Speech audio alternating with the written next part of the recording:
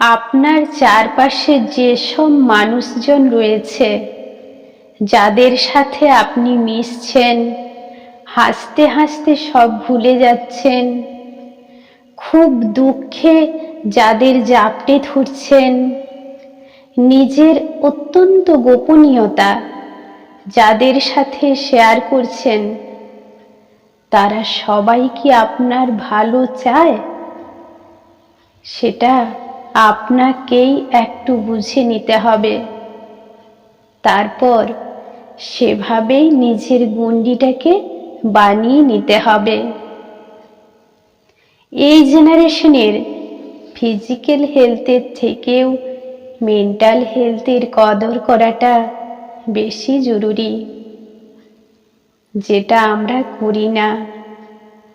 মন খারাপটাকে প্রশ্রয় দিই, এসব হয়েই থাকে বলে এড়িয়ে যাই, কথা লুকোতে শিখি, যেটা একেবারেই উচিত নয়।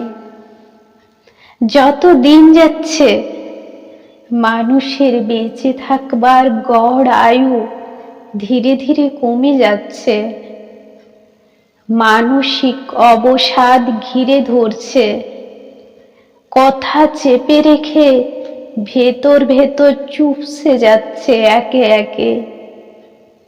আচ্ছা বলুন তো, এই মিছরির দানার মতো ছোট্ট জীবনে দুঃখ জমিয়ে রাখার মতো অত সময় আছে আপনার কাছে?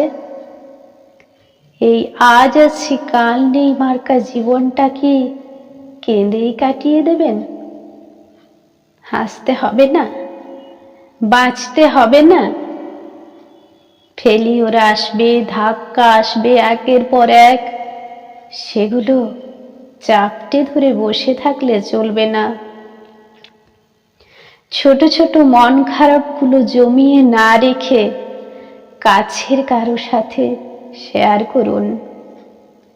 নিজেকে ট্র্যাকে রাখার জন্য অন্য কারোর ক্ষতি না করে, লোকে কি বলবে তার পরোয়া না করে ভালো থাকতে শিখুন।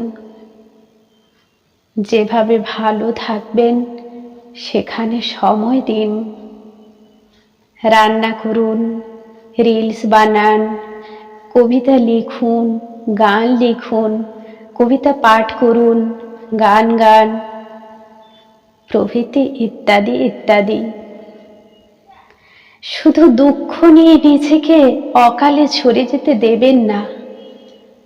আপনার হাসি মুখটা কেউ না কেউ রোজ দেখে শান্তি পায়, তাদের হতাশ করবেন না। ধন্যবাদ।